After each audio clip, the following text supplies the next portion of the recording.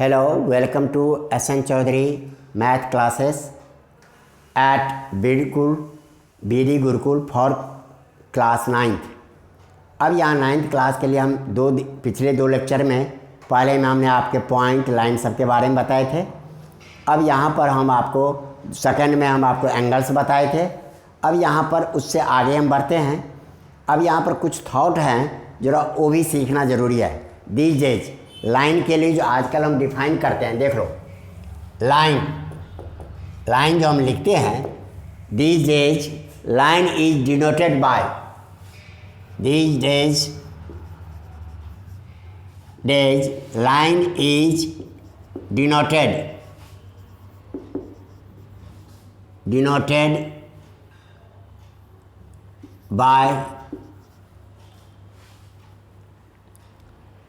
by endless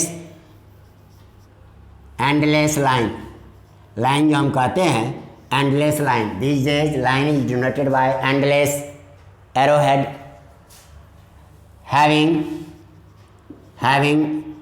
arrows both sides। आजकल जो हम लाइन बताते हैं, हम तो ऐसे लाइन दिखा दिए थे, स्पेस होता है, लेंथ होता है, लेकिन यहाँ पर आजकल क्या करते हैं, देख लो बेटा, ये मान लो ए हैं और ये बी हैं, यहाँ भी एरो लगा दिए, ये भी एरो लगा दिए, ये भी आपके इन्फिनाइट तक जाएगा, देख लो इन्फिनाइट तक जा सकता है, एंडलेस, और ये भी इन्फिनाइट तक जा सकता है। ये आजकल हम इस तरह से डिफाइन करते हैं। लेकिन इसी में से एक टुकड़ा हम निकाल लेते हैं, तो लाइन सेगमेंट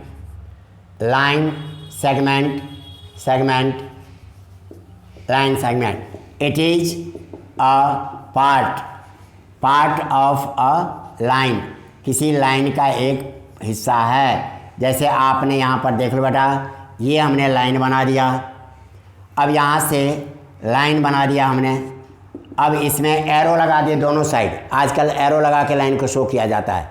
कहोगे सर शुरू में क्यों नहीं बताए? शुरू में इसलिए नहीं बताया, शुरू में एरो वगैरह लगाने से बच्चे कंफ्यूज करने लगते हैं। सिंपल लाइन हमने सिखा दिए थे। अब यहाँ पर ए और बी, यहाँ पर लाइन सेगमेंट में क्या हो गया, लाइन सेगमेंट कहलाया, this equal to A B, line segment A B हो गया, माने लाइन का एक पार्ट, एक टुकड़ा। उसके बाद आप क्या आ जाते हैं,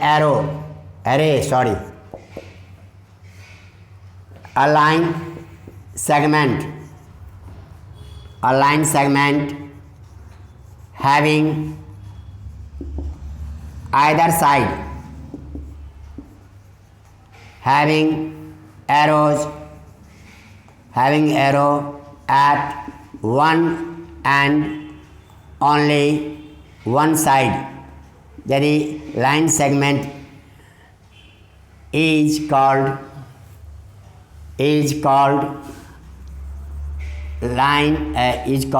ray। मान लो a line segment having arrow at one side, one and only one side is called ray। तो मान लो आपने ये लाइन सेगमेंट बना दिया ए बी और इसके एक साइड में आपने एरो लगा दिया, तो इसको हम क्या कहेंगे बेटा, रे। ये छोटी छोटी बातें हैं, ज़रा इसको ध्यान दे दो, ठीक है? आपने नोट कर लिया इसको। अब हम मेनली आपको हम बता रहे हैं आजकल क्या होता है। पहले का भी ये थ्योरम था, आजकल इसको एक्सियम मान लिया गया है। एक्सियम मीन्स उसको प्रूफ करने की ज़रूरत नहीं है।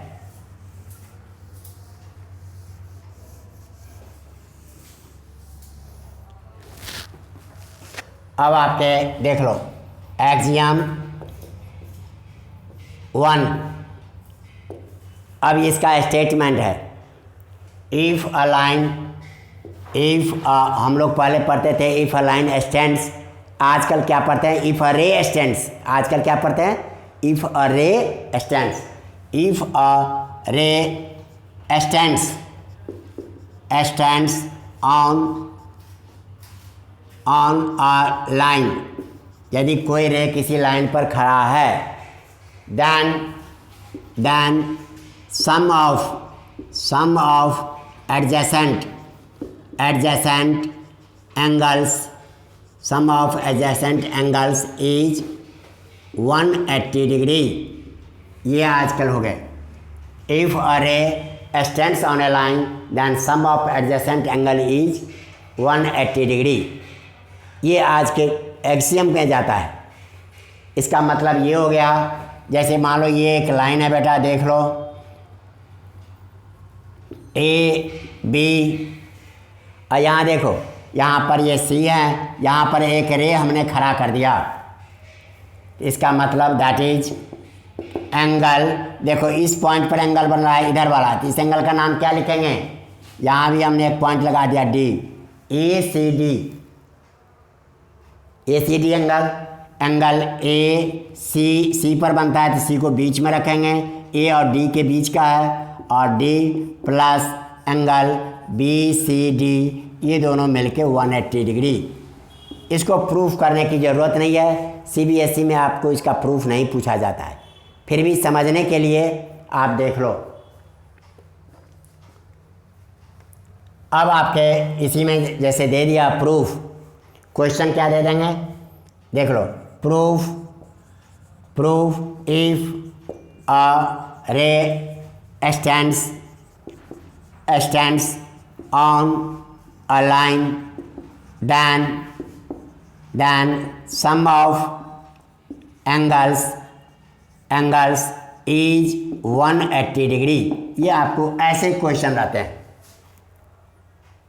क्वेश्चन कैसे रहता है बेटा, इफ अरे, यहाँ प्रूफ लगा दिया, प्रूफ करके दिखाओ, if a ray stands on a line then sum of angles is 180 degree. अब इसका आंसर देखो, आंसर कैसे लिखोगे, सबसे पहले हम डायग्राम ये बना देंगे, डायग्राम हमारे ध्यान में होना चाहिए। तो सबसे पहले हमने डायग्राम बना दिए, आजकल एरो लगा के निकालते हैं, यहाँ पर ये हमने लगा दिए। इस पॉइंट पर ए हो गया, इसको लाइन सेगमेंट में टुकड़ा में कर दिए, और इस पॉइंट पर बी, यहाँ सी है, और इस पॉइंट को हमने डी लिख दिया। देखो बेटा डायग्राम बना दिए। अब यहाँ पर इसके बाद हम लिखेंगे गिवन,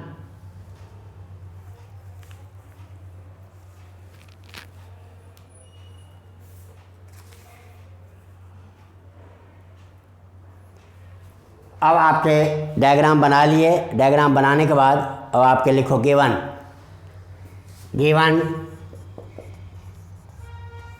देखो सबका अलग अलग हेडलाइन डालना।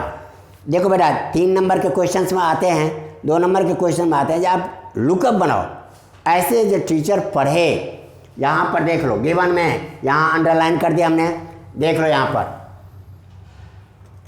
सी D line stands on A B line, C D line stands on A B line, C D है ए बी लाइन पर खड़ा है, इतना ही नहीं गिवन है। अब आपके टू प्रूव, फिर इसको अंडरलाइन कर दिए बेटा, यहाँ लगा दिए। प्रूफ क्या करना है, angle A C D plus angle B C D equal to 180 degree हमें प्रूफ करना है। अब इसको ऐसे ही प्रूफ नहीं हो पाएगा, यहाँ पर हम आपके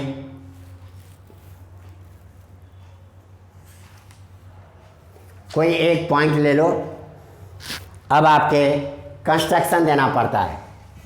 देखो बेटा यहाँ पर हम खींच लेते हैं, तब आप चौथा पॉइंट क्या, देखो पहला पॉइंट डायग्राम दिए, दूसरा ये, तीसरा कंस्ट्रक्शन मतलब इसको प्रूफ करने के लिए हमें कुछ बनाना पड़ता है लाइन, तो हमने इसके ऊपर परपेंडिकुलर डाल दिए, इसको हमने लिख दिया ई, यहाँ लिख दिया draw E C perpendicular to A B at C point पर। देयरफॉर एंगल जब परपेंडिकुलर डालते हैं तो क्या हो जाएगा, angle A C E equal to angle B C E, each angle कितना हो जाएगा बेटा 90 डिग्री, राइट एंगल। जब भी लाइन परपेंडिकुलर होता है तो 90 डिग्री बन जाते हैं। आगे बात समझ में। अब आपके देख लो प्रूफ, अब आपके हेडलाइन क्या हो गया बेटा, प्रूफ। देख लो 4 हेडलाइंस हो गए। हर हेडलाइन पर आधा नंबर भी डालेंगे तो टीचर 2 में से 2 आपको मिल जाएंगे। अब आपके प्रूफ में देख लो,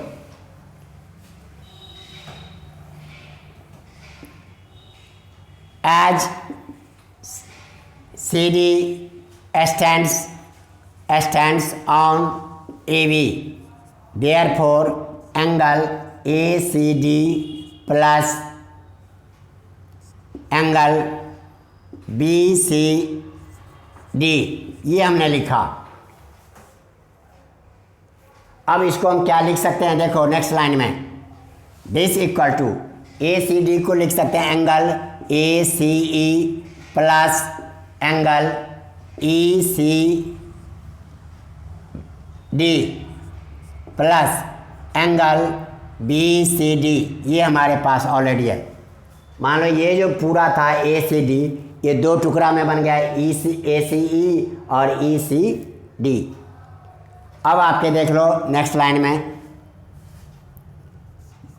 angle ACD plus angle BCD equal to, ये टुकड़े हो गए एंगल ACE प्लस इन दोनों को एक साथ कर लो angle ECD plus angle BCD।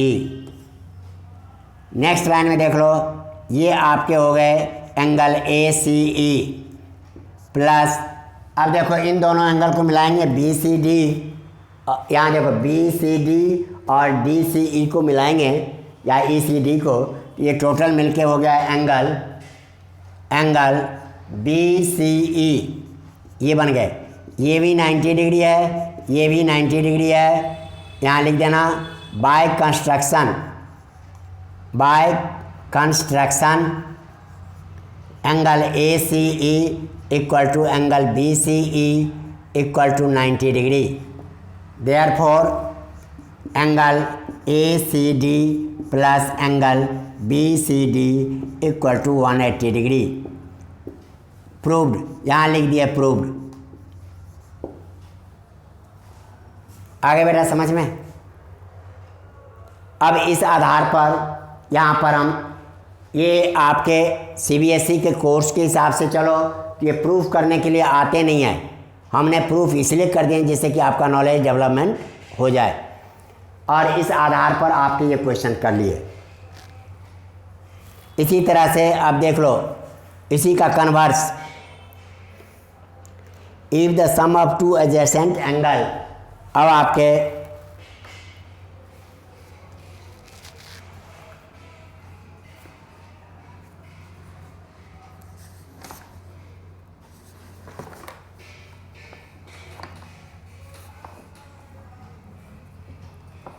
पर दूसरा देखो,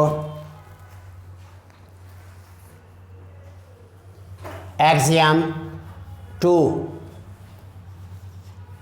इफ सम, इफ लिख ले बेटे, देखो इफ ये आपका हो गया सेकंड, इसी को हम कहते हैं कन्वर्स, क्या कहते हैं बेटा, कन्वर्स ऑफ एक्सियम फर्स्ट का ये कन्वर्स हो गया। अब यहाँ पर लिखते हैं इफ अरे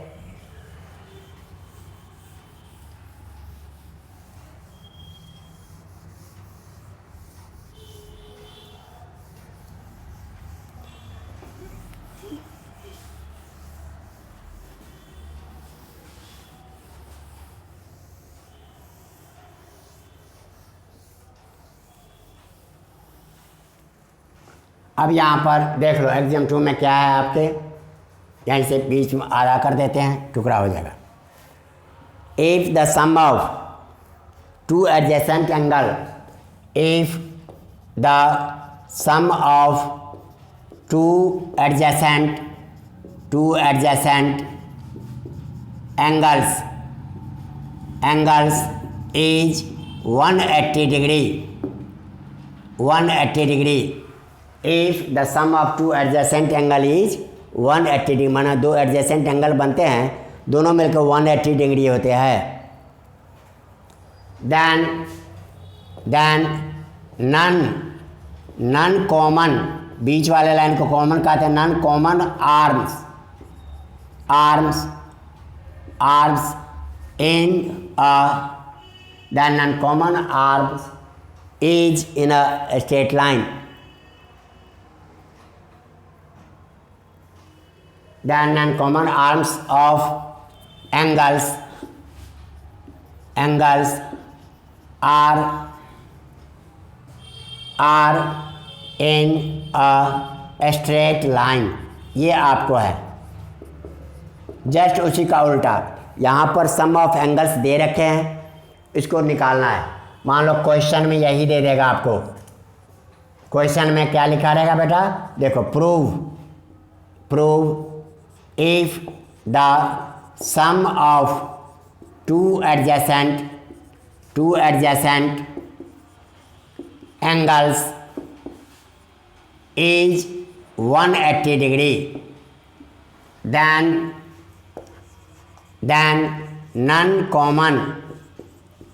non-common arms of angles are in a straight line, ये आपको दे दिया क्वेश्चंस में। तो बेटा ये नहीं समझो जो क्वेश्चन में क्या पूछेगा, जहाँ से भी पूछे आपको बनाना है। अब इसका आंसर देखो, इसमें भी आपके कुछ नहीं करना है। देख लो, यहाँ पर आपने यही बना दिए, ए बी, यहाँ से आपने सी और डी लगा दिए, ए बी सी डी, ये है। अब आपके गिवन में लिखते हैं, देख लो,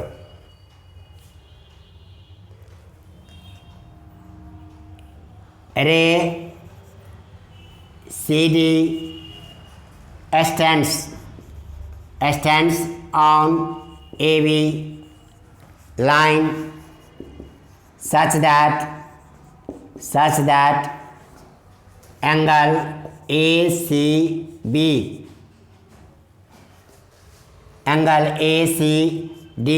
plus angle BCD equal to 180 degree ये दे रखा है। ये गिवन में है, तो आपको क्या निकालना है। अब आपके to prove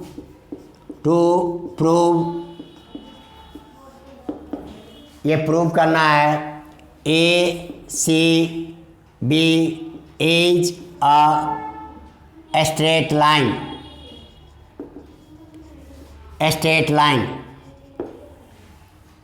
ACB is a straight line, हमें ये साबित करना है। आए बात समझ में। अब इसमें भी कंस्ट्रक्शन है, यहाँ बेटा थोड़ा उल्टा मानना पड़ता है। Let ACB is not a straight line, then we draw ACE a straight line. Let A B, मान लो ये स्ट्रेट लाइन में नहीं है, तो हमने क्या किया, ACE ये हमने स्ट्रेट लाइन खींच लिया। देख लो बेटा, ACE हमने लेट किया straight line, then angle ACE plus angle BCE this equal to 180 degree by axiom 1 से ये हमें साबित होगा। अब हमें प्रूव करना है।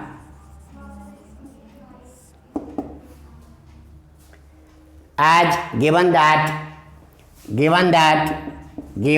that angle ACD plus angle BCD equal to 180 degree, first हो गया। By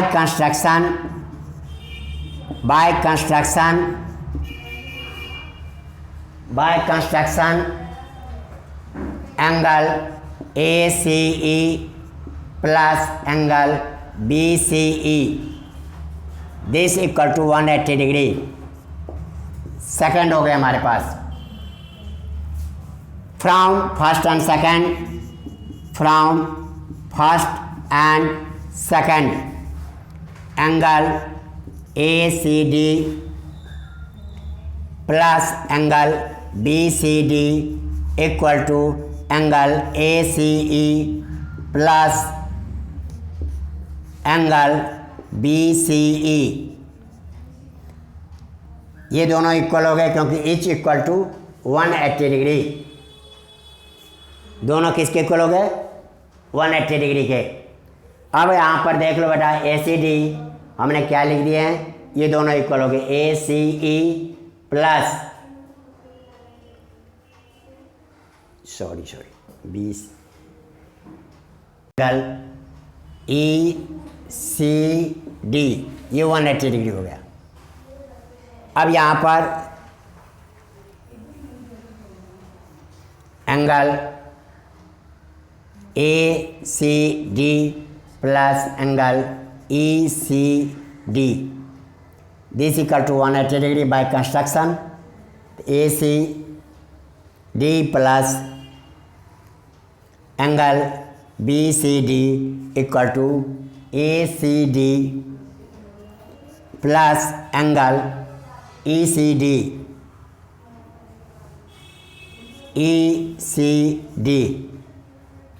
each equal to 180 degree. लेकिन हम क्या देखते हैं, यहाँ पर ये लिख दो ईच इक्वल टू 180 डिग्री।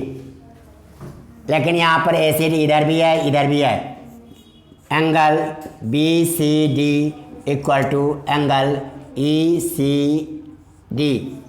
अब ये कहते हैं BCD equal to ECD, which is impossible, which is impossible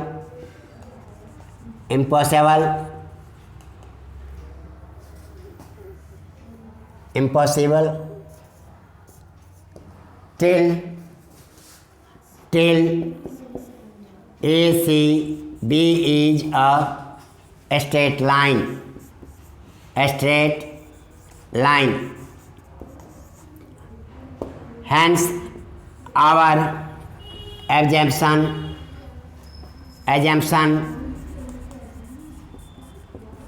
that ACB is not a line is wrong.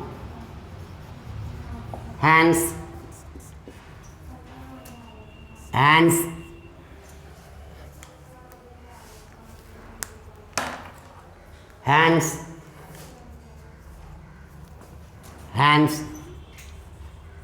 ACB is a straight line.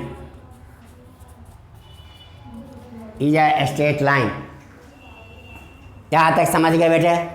अब आपके नेक्स्ट क्लास में हम आपका एग्जाम्पल से शुरू करेंगे, सॉल्व एग्जाम्पल और एक्सरसाइज।